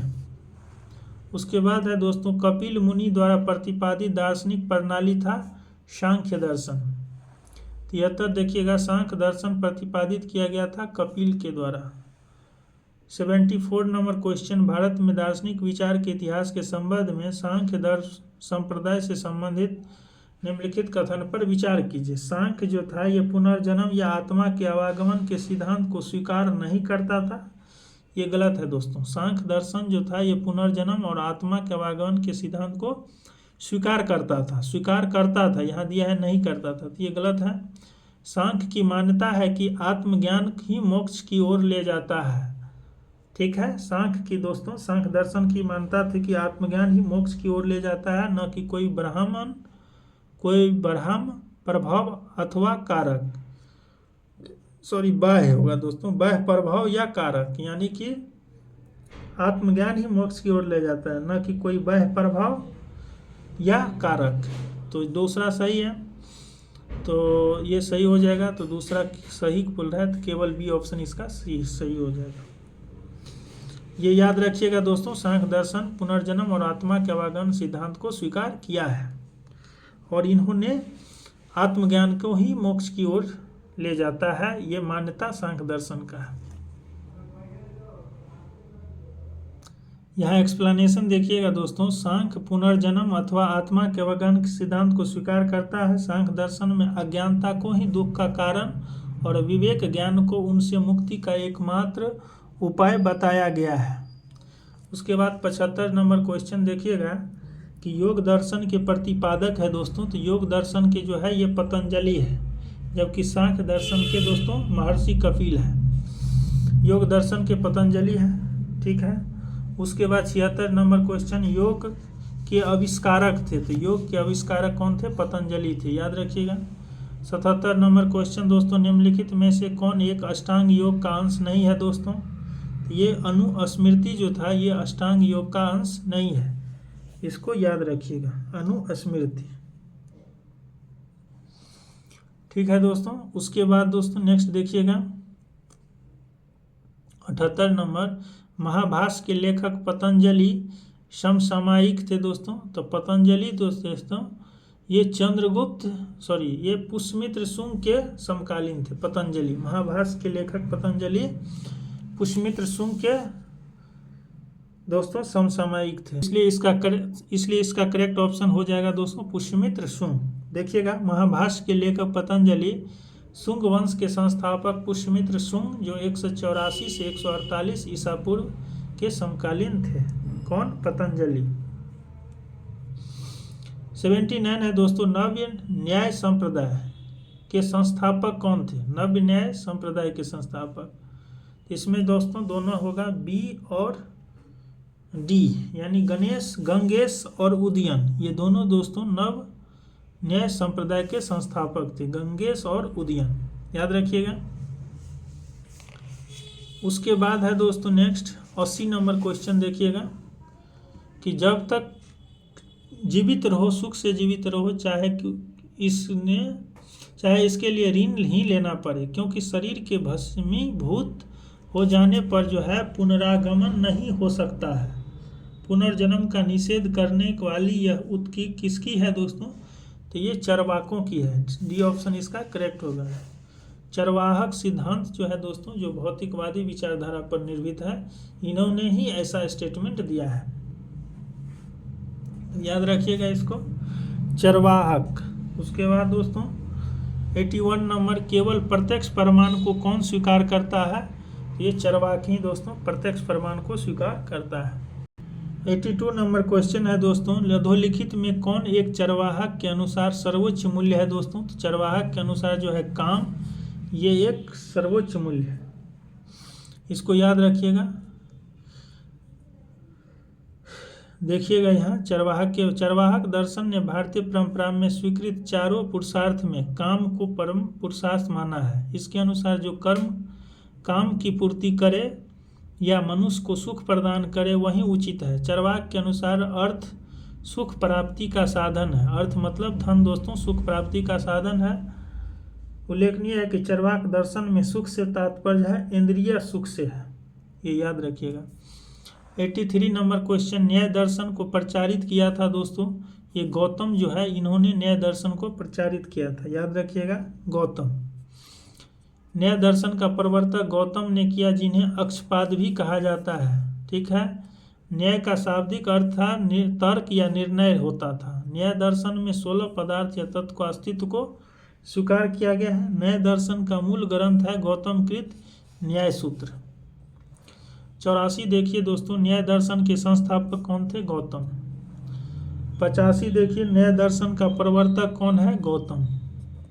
86 दोस्तों, न्याय दर्शन के प्रवर्तक गौतम। और इसका इम्पोर्टेंट है दोस्तों, ये आप याद रखिएगा। न्याय दर्शन के प्रवर्तक गौतम, सांख्य दर्शन के महर्षि कपिल, वैशेषिक के दोस्तों कनाद और मीमांसा के जैमिनी, इसको जरूर याद रखें। इसके बाद दोस्तों 87 मीमांसा के प्रणेता जैमिनी थे। 88 देखिएगा, कर्म का सिद्धांत संबोधित है दोस्तों, ये मीमांसा से। उसके बाद देखिएगा 89 नंबर क्वेश्चन, निम्न में से किस दर्शन का मत है कि वेद जो है शाश्वत सत्य है दोस्तों? ये मीमांसा का मत है। मीमांसा दर्शन का मत है कि वेद जो है शाश्वत सत्य है। उसके बाद है दोस्तों 90 नंबर, अपूर्व का सिद्धांत संबंधित है, ये मीमांसा से संबंधित है अपूर्व का सिद्धांत। 91 नंबर क्वेश्चन दोस्तों, निम्नलिखित युग में से कौन सा एक भारतीय षट दर्शन का भाग नहीं है दोस्तों? मीमांसा, वेदांत, न्याय, वैशेषिक और सांख्य और योग, ये 6 दोनों दोस्तों भारतीय षट दर्शन का भाग है। लोकायत और कापालिक, ये दोनों जो है ये भारतीय षट दर्शन का भाग नहीं है। देखिएगा एक्सप्लेनेशन, मीमांसा और वेदांत, न्याय और वैशेषिक, सांख्य और योग भारतीय षट दर्शन के भाग हैं। वेदों को मान्यता देने के कारण ही सांख्य, योग, न्याय, वैशेषिक, मीमांसा और वेदांत षट दर्शन अस्तित्व दर्शन कहे जाते हैं, वेद की मान्यता के कारण है। और इसके प्रणेता थे जैसे कपिल जो थे दोस्तों, ये सांख्य दर्शन के, पतंजलि योग दर्शन के, गौतम जो है न्याय दर्शन के, कनाद जो है वैशेषिक दर्शन के, और जैमिनी जो है दोस्तों मीमांसा दर्शन के, और बादरायन जो थे दोस्तों ये वेदांत दर्शन के प्रणेता थे। जबकि लोकायत और कापालिक दोस्तों भारतीय दर्शन में षट दर्शन में भाग नहीं है। 92 नंबर क्वेश्चन देखिएगा, लोकायत दर्शन किसको कहा जाता है दोस्तों? तो लोकायत दर्शन जो है ये चरवाक को कहा जाता है, याद रखिएगा। चरवाक दर्शन को ही लोकायत दर्शन के नाम से जाना जाता है। और यह भौतिकवादी दर्शन है जो भौतिक या संसारी सुख को जो है अधिक महत्व देता है। ठीक है दोस्तों। 93 नंबर क्वेश्चन देखिएगा, अद्वैत दर्शन के संस्थापक हैं? तो अद्वैत दर्शन के दोस्तों शंकराचार्य, याद रखिएगा शंकराचार्य। एक्सप्लेनेशन है दोस्तों, अद्वैत दर्शन के संस्थापक शंकराचार्य है। शंकराचार्य ने प्रस्थान त्रयी यानी उपनिषद, ब्रह्मसूत्र और भगवद गीता, ये तीनों को दोस्तों प्रस्थान त्रय कहा गया है। इस पर भाष्य लिखकर दोस्तों शंकराचार्य ने अद्वैतवाद का समर्थन किया है। ब्रह्मसूत्र पर उनका भाष्य ब्रह्मसूत्र भाष्य और शारीरिक शास्त्र कहलाता है।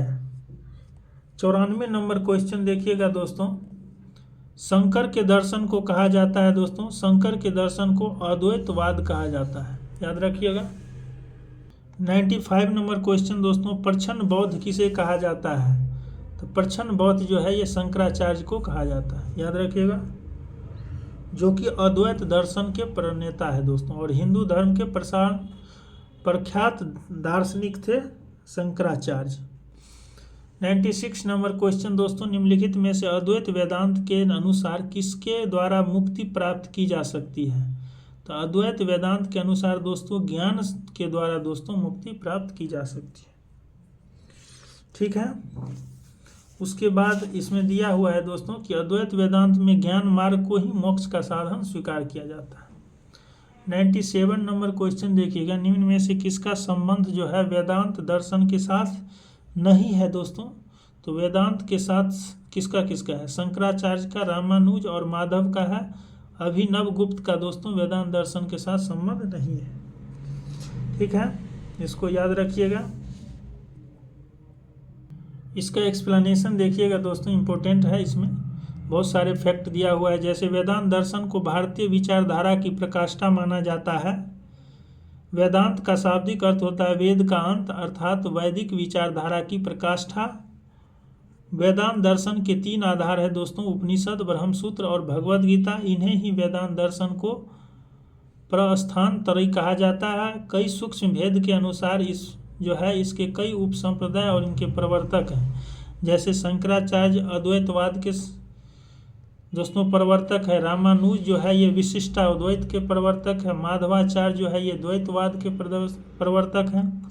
अभिनव गुप्त की मुख्य ख्याति दोस्तों तंत्र और अलंकार शास्त्र के क्षेत्र में है। अभिनव गुप्त की तंत्र और अलंकार शास्त्र के क्षेत्र में, ये दर्शन के क्षेत्र में तर्कशास्त्र से जुड़े हैं। कौन? अभिनव गुप्त। 98 नंबर क्वेश्चन देखिएगा दोस्तों, इधर विक्रम संवत, शक संवत, गुप्त संवत और कली संवत दिया हुआ है और इसका इधर समय दिया है। तो यहाँ जो है दोस्तों याद रखिएगा इसको, क्वेश्चन को, ये भेविया है। विक्रम संवत जो है दोस्तों ये 57 BC इसका डेट याद रखिएगा विक्रम संवत का। तो विक्रम संवत का यहाँ इसमें दोस्तों 57 नहीं है, तो लगभग 58 BC है, तो 58 BC हो जाएगा दोस्तों विक्रम संवत का शुरुआती पीरियड। इस समय से दोस्तों विक्रम संवत शुरू हुआ, यहीं लिखा है किस समय से गणना शुरू किया। तो विक्रम संवत का 58 ईसा पूर्व यानी BC से। शक संवत जो है दोस्तों 78 AD से यानी ईस्वी से। गुप्त संवत जो है दोस्तों ये 319 याद रख सकते हैं गुप्त संवत को। तो ये दोस्तों 320 ईस्वी दिया है, तो याद रखिए गुप्त संवत 319 ईस्वी या 320 ईस्वी से चंद्रगुप्त प्रथम के द्वारा दोस्तों शुरू किया गया था गुप्त संवत। कली संवत जो है दोस्तों ये 3102 ईसा पूर्व यानी कली संवत जो है दोस्तों ये 3102 ईसा पूर्व का संवत है। ठीक है, उसके बाद दोस्तों 99 नंबर क्वेश्चन देखिएगा, निम्नलिखित कथन पर विचार कीजिए, नीचे दिए गए कूट से सही उत्तर को चुनिए। जैसे विक्रम संवत जो है ये 58 BC से शुरू हुआ है, सही है दोस्तों। शक संवत जो है 78 ईस्वी से शुरू हुआ है, ये भी सही है। गुप्त संवत दोस्तों या गुप्त काल 319 ईस्वी से प्रारंभ हुआ, ये भी सही है। भारत में मुसलमान शासन का युग जो है सन 1192 से शुरू हुआ, तो ये भी सही है दोस्तों, चारों सही है, डी ऑप्शन इसका करेक्ट हो जाएगा। ठीक है, अब दोस्तों नेक्स्ट आ जाइए 100 नंबर क्वेश्चन पे। पुलकेशिन द्वितीय का बादामी शिलालेख शक वर्ष 465 का दिनांकित है। यदि इसे विक्रम संवत में दिनांकित करना हो तो वर्ष होगा, तो कौन सा वर्ष होगा? अगर पुलकेशिन फर्स्ट का बादामी शिलालेख शक वर्ष 465 है तो शक वर्ष अगर 465 है दोस्तों और शक संवत शुरू कब से होता है? 78 ईस्वी से। तो अगर इसको विक्रम संवत में दिनांकित करना हो तो क्या करना पड़ेगा? तो विक्रम संवत में अगर इसको करना पड़ेगा दोस्तों तो याद रखिएगा विक्रम संवत जो है ये 58 BC से शुरू होता है। तो 58 BC से शुरू होता है दोस्तों, तो और ये शक संवत है तो शक संवत तो 78 ईस्वी से शुरू होता है, तो इधर 57 BC हो गया और उधर 78 AD से शुरू हुआ। तो यानी कि दोस्तों 78 और 57 दोनों ऐड होके जो है 465 में ऐड हो जाएगा। चूँकि ये 465 कब से शुरू हुआ है, अगर शक संवत है तो ये 78 ईस्वी से शुरू हुआ है शक संवत। हमको अगर इसको विक्रम संवत में शुरू करना है तो यानी कि 57 BC से शुरू करना पड़ेगा। तो 57 BC से 0 और 0 से 78, यानी ये दोनों वर्ष दोस्तों 465 में अगर ऐड कर देंगे तो ये विक्रम संवत में दिनांकित हो जाएगा। तो 465 में अगर आप जो है 58 और देखिए दोस्तों 58 और 68 78 जोड़ते हैं तो ये 601 विक्रम संवत में आ जाता है। तो इसका करेक्ट ऑप्शन ये हो जाएगा 601। इसको थोड़ा दोस्तों टाइम लेके समझा रहे हैं आपको। जैसे देखिएगा ये लाइन है, ये 0 है, ये 57 BC है दोस्तों, याद रखिएगा, और ये 78 AD है। ठीक है, यहाँ 78 AD से दोस्तों शक संवत शुरू होता है। तो अगर 78 से हम 0 माने इसको शक संवत के हिसाब से, तो यहाँ से 465 दिया है 78 से, तो इधर 465 है, और ये दोस्तों बीच में 78 हो गया, 0 से 78, और फिर 57 BC से 0, तो यानी ये टोटल यहाँ से लेंगे। चूँकि विक्रम संवत 57 BC से स्टार्ट होता है, तो यहाँ से इधर 465 दिया है, और ये 57 और 78 को जोड़ेंगे तब ना विक्रम संवत शुरू होगा, डेट 57 BC से। तो इसलिए दोस्तों 465 में जो है 57 या 58 20 प्लस 78 जोड़ के विक्रम संवत में दिनांकित किया जाता है, जो कि 601 है। अगर आपको नहीं समझ में आया दोस्तों तो कमेंट कीजिएगा, आपको एक्सप्लेनेशन सेंड कर दिया जाएगा। उसके बाद नेक्स्ट दोस्तों 101 नंबर क्वेश्चन देखिएगा। एक चालुक्य अभिलेख के तिथि अंकन में शक संवत का वर्ष जो है 556 दिया है, तो यह इसका तुल्य वर्ष क्या है। तो अगर 556 शक संवत में दिया है दोस्तों, और शक संवत 78 दोस्तों ईस्वी से शुरू होता है, तो इसका तुल्य वर्ष होगा 556 में 78 जोड़ा जाएगा। तो 556 में 78 जोड़ते हैं दोस्तों, तो ये वर्तमान कैलेंडर के हिसाब से 634 ईस्वी होगा, इसको याद रखिएगा। वहीं यहाँ दिया है कि शक संवत का प्रचलन कुषाण वंशीय शासक कनिष्क ने 78 ईस्वी में किया था। किसने? कनिष्क ने दोस्तों शक संवत शुरू किया था। और शक संवत में अगर 556 अंकित है तो यह दोस्तों ईस्वी में सन में 576 प्लस 78 634 ईस्वी होगा, क्योंकि शक संवत दोस्तों 78 ईस्वी से शुरू होता है, यानी शक संवत में 78 ईस्वी 0 होता है। तो यहाँ से अगर 556 है तो अगर वर्तमान जो कैलेंडर है उस हिसाब से देखें तो 0 से काउंट करना पड़ेगा। तो यानी कि दोस्तों ये 78 अगर ऐड कर देंगे 556 में, तब जो वास्तविक आएगा वर्ष ये जो है वर्तमान कैलेंडर के हिसाब से हो जाएगा। तो इसलिए डी ऑप्शन इसका करेक्ट हो जाएगा। 102 नंबर क्वेश्चन, पुराणों के अनुसार चंद्रवंशीय शासकों का मूल स्थान क्या था दोस्तों। तो ये प्रतिष्ठानपुर था चंद्रवंशीय शासक का मूल स्थान। उसके बाद दोस्तों 103 है, मौखरी शासकों की राजधानी कहाँ थी। तो मौखरी शासक की राजधानी कन्नौज थी। बी ऑप्शन इसका करेक्ट होगा। नेक्स्ट क्वेश्चन है दोस्तों 104, हर्ष के समय की सूचना किसकी पुस्तक में निहित है। ये कलहन की दोस्तों राजतरंगिणी में हर्ष के समय की सूचना लिखी गई है। देखिएगा, हर्ष के समय की विस्तृत सूचना इसके दरबारी कवि थे वान भट्ट, इसकी कीर्ति हर्षचरित से प्राप्त होती है।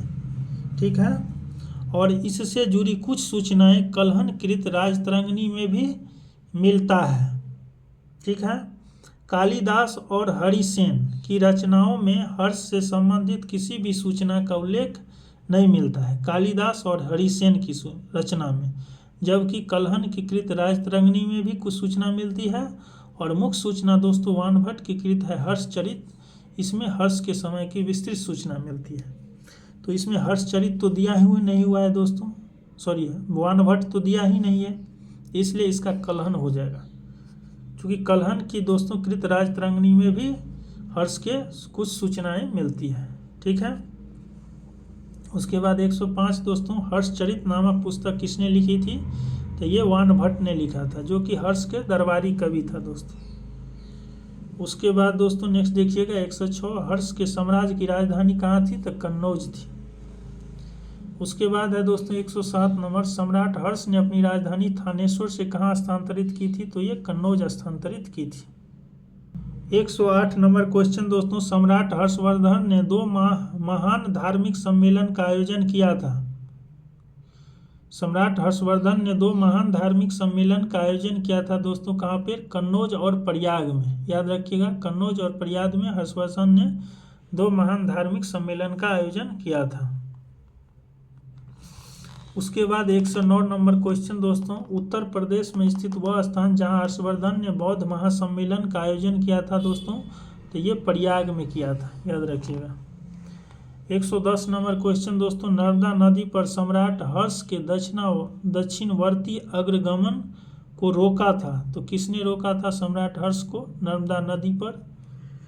तो दोस्तों पुलकेशिन द्वितीय ने इसको पराजित किया था, सम्राट हर्ष को। इसका एक्सप्लेनेशन इंपॉर्टेंट है दोस्तों, देखिएगा। हर्ष की विजय के फलस्वरूप उसके राज्य की पश्चिमी सीमा नर्मदा नदी तक पहुंच गई थी। इधर पुलकेशिन द्वितीय भी उत्तर की ओर राज्य का विस्तार करना चाहता। ऐसी स्थिति में दोनों के बीच युद्ध हो गया। फलतः नर्मदा के तट पर दोनों के बीच युद्ध हुआ, जिसमें पुलकेशिन द्वितीय ने हर्ष को पराजित किया। पुलकेशिन द्वितीय की दोस्तों ऐहोल प्रशस्ति और ह्वेनसांग के विवरण जो है इस युद्ध के साक्ष्य हैं, हर्ष और पुलकेशिन द्वितीय के युद्ध का। ऐहोल प्रशस्ति जो कि पुलकेशिन द्वितीय का है और ह्वेनसांग के विवरण से यह युद्ध का साक्ष्य मिलता है। 111 देखिए, निम्नलिखित शासक में से किसने हर्षवर्धन को पराजित किया था दोस्तों, तो पुलकेशिन द्वितीय ने। 112 नंबर क्वेश्चन दोस्तों, चालुक्य शासक पुलकेशिन की हर्ष पर विजय का वर्ष है दोस्तों, तो ये 618 ईस्वी में दोस्तों पुलकेशिन द्वितीय ने, जो कि चालुक्य वंश का दोस्तों संस्थापक था। चालुक्य द्वितीय दोस्तों चालुक्य वंश का शक्तिशाली राजा था, संस्थापक नहीं था। चालुक्य वंश का शक्तिशाली राजा था, जिन्होंने हर्ष को दोस्तों 618 ईस्वी में पराजित किया था। उसके बाद 113 नंबर दोस्तों, कवि वान निवासी था दोस्तों, पाटलिपुत्र, थानेश्वर, भोजपुर का। तो कवि वान भट्ट जो था दोस्तों ये निवासी था, इसमें से डी ऑप्शन है, कोई नहीं। इसका देखिएगा, ये था वान भट्ट का जन्म बिहार में सोन नदी के किनारे अवस्थित पृथ्वीकूटा नामक गांव में हुआ था। इनके पिता का नाम चित्रभानु और माता का नाम राजदेवी था, यानी सोन नदी के किनारे स्थित हुआ क्षेत्र में इसका जन्म हुआ था, जो कि हर्ष का दोस्तों कवि था वान भट्ट। नेक्स्ट है 114 नंबर, ह्वेनसांग किसके शासन काल में भारत आया था दोस्तों, तो ह्वेनसांग जो था ये सम्राट हर्ष के समय भारत आया था। नेक्स्ट है दोस्तों, हर्षवर्धन के शासन काल में किस चीनी यात्री ने भारत की यात्रा की थी दोस्तों, तो हर्षवर्धन के शासन काल में ह्वेनसांग ने भारत की यात्रा की थी। और ये दोस्तों इसका कार्य है, देखिएगा 629 ईस्वी में प्रस्थान किया था इन्होंने भारतवर्ष के लिए। कहाँ से? तांग शासक की राजधानी चंगन से। उसके बाद 116 नंबर क्वेश्चन है दोस्तों, देखिएगा। भारत की यात्रा करने वाले चीनी यात्री ह्वेनसांग ने तत्कालीन भारत की सामान्य दशा और संस्कृति का वर्णन किया है। इस संदर्भ में निम्नलिखित में से कौन से कथन सही है? सड़क और नदी मार्ग लूट मार्ग से पूरी तरह सुरक्षित था, ये गलत है दोस्तों। इन्होंने ह्वेनसांग ने जिक्र किया है कि सड़क और नदी मार्ग जो है ये जो है लूटमार के लिए, सड़क और नदी मार्ग पर लूटमार सबसे ज़्यादा होता था, इन्होंने ये वर्णन किया है, न कि सुरक्षित था ये वर्णन किया है, तो ये गलत है, पहला गलत। जहाँ तक अपराध के लिए दंड का प्रश्न है तो अग्नि, जल व विष द्वारा सत्य परीक्षा किया जाना ही किसी भी व्यक्ति को निर्दोषितता अथवा दोष के निर्णय के साधन थे, तो ये दूसरा सही है दोस्तों। ये ह्वेनसांग ने ऐसा देखा था कि उस समय अपराध के लिए दंड का प्रश्न है कि अग्नि, जल और विष द्वारा दोस्तों सत्य परीक्षा किया जाता था। तीसरा था कि व्यापारियों को नौ घाटों और नौकों पर शुल्क देना पड़ता था, तो ये भी ह्वेनसांग ने जिक्र किया है, यानी कि 2 और 3 ये जिक्र किया है, सही है दोस्तों। ये सड़क और नदी मार्ग जो है लूट से ग्रसित था, लूटमार से, इन्होंने ह्वेनसांग ने जिक्र किया है, जबकि यहाँ है सुरक्षित था, ये गलत है। तो 2, 3 सही है दोस्तों, तो इसका करेक्ट ऑप्शन हो जाएगा बी 2, 3। यहाँ देखिएगा एक्सप्लेनेशन दिया है कि ह्वेनसांग के अनुसार सड़क पर आवागमन पूर्णतः सुरक्षित नहीं था। ह्वेनसांग स्वयं कई बार चोर डाकू के चंगुल में फंस चुका था। इस प्रकार कथन एक गलत है। ह्वेनसांग के अनुसार अपराध अथवा निर्दोष सिद्ध करने के लिए अग्नि जल विष आदि द्वारा दिव्य परीक्षाएं ली जाती थी। उसके अनुसार व्यापारिक मार्गों घाटों बिक्री की वस्तु आदि पर भी कर लगते थे, जिससे राज्य को पर्याप्त धन प्राप्त होता था। 117 नंबर क्वेश्चन दोस्तों, हर्ष के दरबार में ह्वेनसांग को एक दूत के रूप में किसने भेजा था? तो ये दोस्तों इसको किसी ने नहीं भेजा था, ये अपने मन से आया था। तो इसमें से कोई भी ऑप्शन नहीं होगा, ये स्वतंत्र रूप से दोस्तों आया था। तो हर्ष के दरबार में ह्वेनसांग को एक दूत के रूप में किसने? किसी ने नहीं। तो इसमें तांगसुंग, तुंग कुआन और ये दिया है, कोई नहीं होगा। यहाँ देखिएगा दोस्तों, ह्वेनसांग जो है चीन के तांग वंशी शासक जो था ताइसुंग, इसका समकालीन था तथा इसी के राज्य का नागरिक था। तुर्क आक्रांताओं के डर से दोस्तों ताइसुंग ने अपने नागरिकों के लिए पश्चिम में विदेश यात्रा पर प्रतिबंध लगा रखा था। किसने? ताइसुंग ने। ह्वेनसांग ने तांग शासकों की राजधानी चंगन से स्वतंत्र रूप से न कि किसी का दूत बन के भारतवर्ष के लिए 629 ईस्वी में प्रस्थान किया था। लगभग 13 वर्ष के भारत प्रवास के बाद जब वह वापस चीन पहुंचा, तब सम्राट ने उसके कृत्यों के लिए उसे दंडित करने के बजाय उसका स्वागत किया था और उसे अपना आध्यात्मिक सलाहकार नियुक्त किया था। ठीक है। उसके बाद है दोस्तों 118 देखिएगा, ह्वेनसांग की भारत में यात्रा के समय सूती कपड़ों के उत्पादन के लिए सबसे प्रसिद्ध नगर था दोस्तों। तो ये मथुरा जो था दोस्तों, ये सूती कपड़ा के लिए उत्पादन के लिए प्रसिद्ध नगर था ह्वेनसांग के समय, याद रखिएगा। उसके बाद है दोस्तों 119 नंबर क्वेश्चन देखिएगा। 119 है कि कौशे शब्द का प्रयोग किया गया है? तो रेशम के लिए दोस्तों कौशे शब्द का प्रयोग किया गया है। देखिएगा, गुप्त एवं गुप्तोत्तर काल में रेशम के लिए कौशे शब्द का प्रयोग किया गया है, इसलिए सी ऑप्शन इसका करेक्ट होगा। 120 देखिएगा, चीनी यात्री ह्वेनसांग ने किस विद्यालय में अध्ययन किया था दोस्तों? तो ये ह्वेनसांग जो है नालंदा विश्वविद्यालय में अध्ययन किया था। देखिएगा, इसका 637 ईस्वी में ह्वेनसांग जो है नालंदा विश्वविद्यालय गया और इस समय यहाँ के कुलपति आचार्य शीलभद्र थे। लगभग 1.5 वर्ष तक नालंदा में निवास कर उसने योग शास्त्र का अध्ययन किया था ह्वेनसांग ने।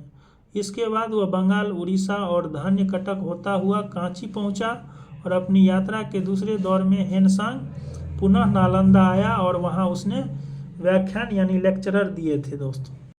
121 नंबर क्वेश्चन देखिएगा, आज भी भारत में ह्वेनसांग को याद करने का मुख्य कारण है इसकी सीयू की रचना। सीयू की रचना दोस्तों ह्वेनसांग के द्वारा, जिसमें भारत की यात्रा का विवरण लिखा हुआ है।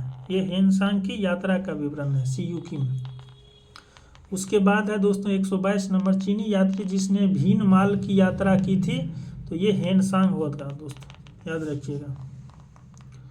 उसके बाद है 123 नंबर, सीयूकी नामक यात्रा विवरण निम्नलिखित में से किससे जुड़ा है दोस्तों? ये ह्वेनसांग ने सीयूकी की रचना की थी।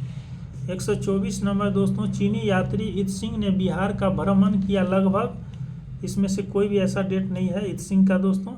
इत्सिंग जो है बिहार का भ्रमण, चीनी यात्री इत्सिंग दोस्तों 671 या 72 ईस्वी में जब वह युवक था तो अपने 37 बौद्ध सहयोगियों के साथ बौद्ध धर्म के अवशेष को देखने की इच्छा से पाश्चात्य विश्व का भ्रमण करने का निश्चय किया था। 671 या 672, तो इसमें तो कोई ऑप्शन नहीं है, तो उपर्युक्त में से कोई नहीं होगा दोस्तों। बाद में उसके साथियों ने उसका साथ छोड़ दिया और वह अकेले कैंटन नगर से जहाज में बैठकर भारत की यात्रा पर चल पड़ा। वह दक्षिण के समुद्री मार्ग से होकर भारत आया था और 693-94 ईस्वी लगभग सुमात्रा होता हुआ वह चीन वापस चला गया। 125 नंबर दोस्तों, चीनी लेखक भारत का उल्लेख किस नाम से करते हैं? तो चीनी लेखक जो है दोस्तों ये भारत का उल्लेख यिन तू के नाम से करते हैं। बी ऑप्शन इसका करेक्ट हो जाएगा, यिन तू। 26 नंबर क्वेश्चन देखिएगा दोस्तों, नालंदा विश्वविद्यालय के विनाश का कारण था? तो ये मुसलमान दोस्तों बख्तियार खिलजी जो था, इन्होंने ही नालंदा विश्वविद्यालय को नष्ट किया था। यहाँ देखिएगा, नालंदा विश्वविद्यालय बख्तियार खिलजी के अधीन तुर्क मुस्लिम आक्रमणकारी द्वारा नष्ट किया गया था। यह भारत में बौद्ध मत के पतन के लिए अंतिम प्रहार के रूप में देखा जाता है। 127 है दोस्तों, भारत में सबसे प्राचीन विहार है दोस्तों, तो नालंदा जो है सबसे प्राचीन बिहार है, और इसकी स्थापना जो है सर्वप्रथम जो है कुमारगुप्त प्रथम ने ही किया था, नालंदा बौद्ध विहार का निर्माण। ठीक है दोस्तों, 128 नंबर देखिएगा, नालंदा कहाँ पर स्थित है, तो ये बिहार में स्थित है। 129 दोस्तों देखिएगा, गुप्तोत्तर युग में प्रमुख व्यापारिक केंद्र था दोस्तों, तो गुप्तोत्तर युग में प्रमुख व्यापारिक केंद्र कन्नौज था। ये ऑप्शन इसका करेक्ट हो जाएगा। ठीक है, देखिएगा, गुप्तोत्तर युग में व्यापार का केंद्र उज्जैन से हटकर कन्नौज हो गया था। उज्जैन से कन्नौज। उज्जैन का महत्व गुप्त काल में शक विजय के बाद बहुत बढ़ गया था। उज्जैन का महत्व गुप्त काल में दोस्तों शक विजय के बाद बहुत बढ़ गया था, जब चंद्रगुप्त द्वितीय ने इसे दूसरी राजधानी बनाया था, कन्नौज को। गुप्तोत्तर काल में हर्ष ने कन्नौज को थानेश्वर के स्थान पर अपनी राजधानी बनाया।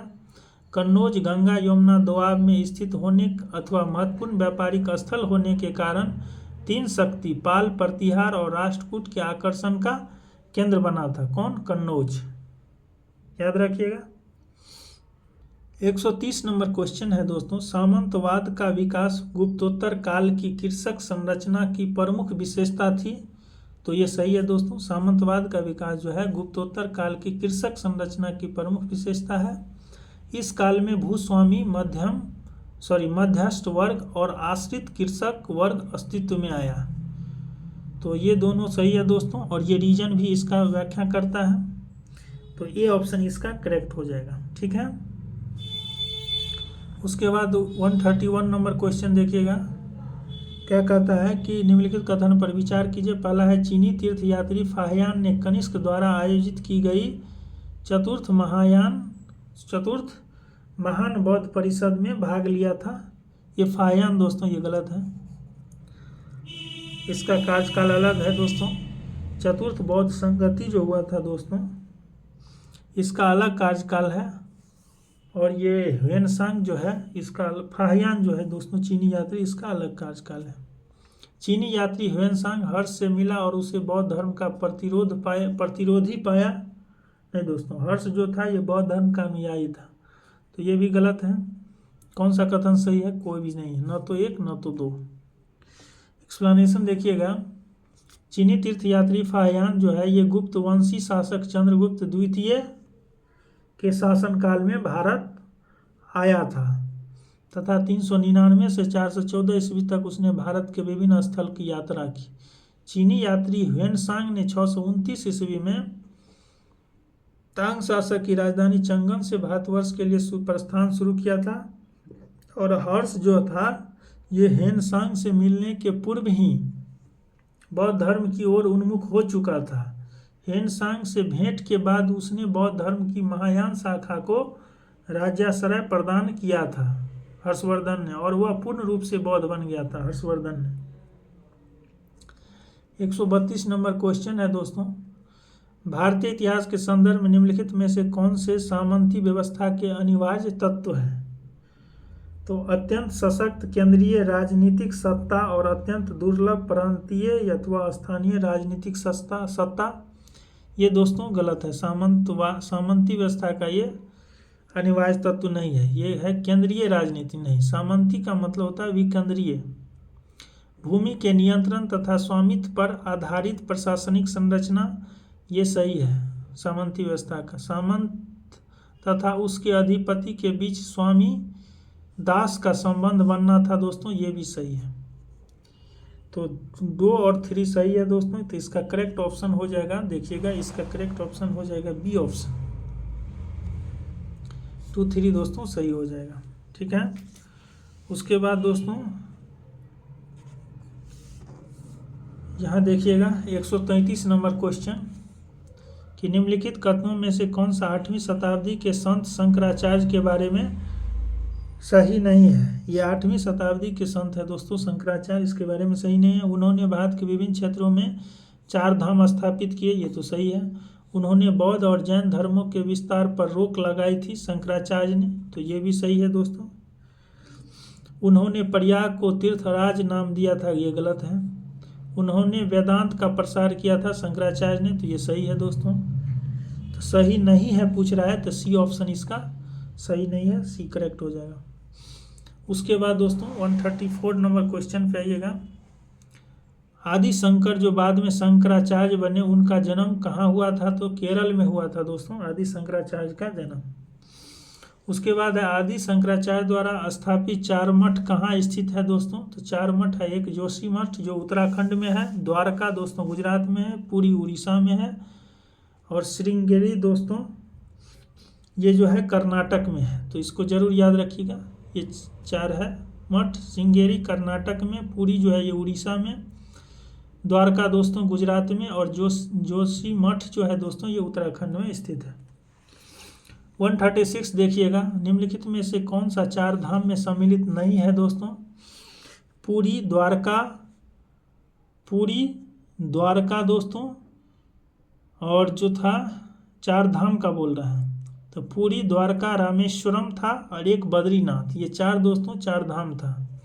ये मानसरोवर नहीं था दोस्तों 4 धाम में सम्मिलित। देखिएगा एक्सप्लेनेशन। 4 मठ अलग है दोस्तों, ये देखिएगा, ये 4 मठ है, और 4 धाम जो है ये अलग है। देखिएगा 4 धाम में आता है बद्रीनाथ, द्वारका, पुरी और रामेश्वरम, जबकि छोटा 4 धाम में उत्तराखंड में स्थित गंगोत्री, यमुनोत्री, केदारनाथ, बद्रीनाथ आते हैं। ये छोटा 4 धाम में। आदि शंकराचार्य द्वारा स्थापित 4 मठ जो है दोस्तों, ये उत्तर में केदारनाथ है, दक्षिण में श्रृंगेरी जो कर्नाटक में है, पूर्व में पुरी उड़ीसा में है दोस्तों, और जो पश्चिम में है ये द्वारका है। ये केदारनाथ कहाँ पर है दोस्तों? उत्तराखंड में जो।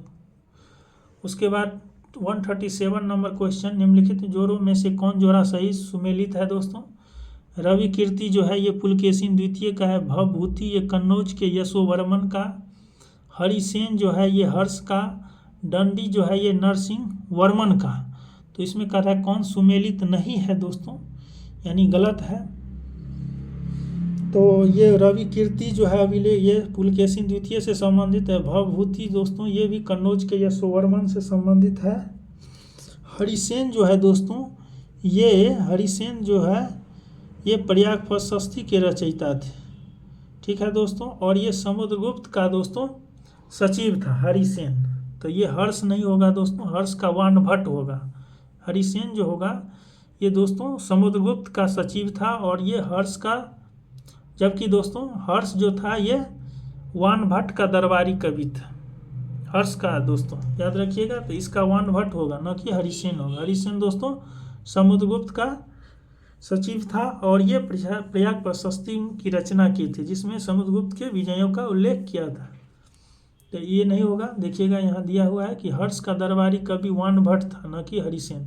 हरिसेन जो था दोस्तों ये समुद्रगुप्त का सचिव था, इसको याद रखिएगा। बाकी सभी सही है। पुलकेशिन द्वितीय रवि कीर्ति स्तंभ लेख से, कन्नौज के यशोवर्मन दोस्तों भवभूति, और नरसिंह वर्मन दोस्तों दंडी से संबंधित है। नेक्स्ट क्वेश्चन दोस्तों 138 नंबर, जो कि इंपॉर्टेंट है। देखिएगा इधर दरबारी कवि दिया है, और इधर राजा का नाम, यानी किस राजा का दरबारी। तो अमीर खुसरो जो है दोस्तों ये अलाउद्दीन खिलजी का दरबारी कवि था, याद रखिएगा। अमीर खुसरो अलाउद्दीन खिलजी का दरबारी कवि था। कालिदास जो था दोस्तों ये चंद्रगुप्त द्वितीय का दरबारी कवि था। हरिसेन जो था दोस्तों ये समुद्रगुप्त का दरबारी कवि था, जिसने प्रयाग प्रशस्ति की रचना की। और वानभट्ट जो है दोस्तों ये हर्षवर्धन के राजकवि था। तो इसको जरूर याद रखिएगा, मैच दी फॉलोइंग में बहुत बार पूछा जाता है।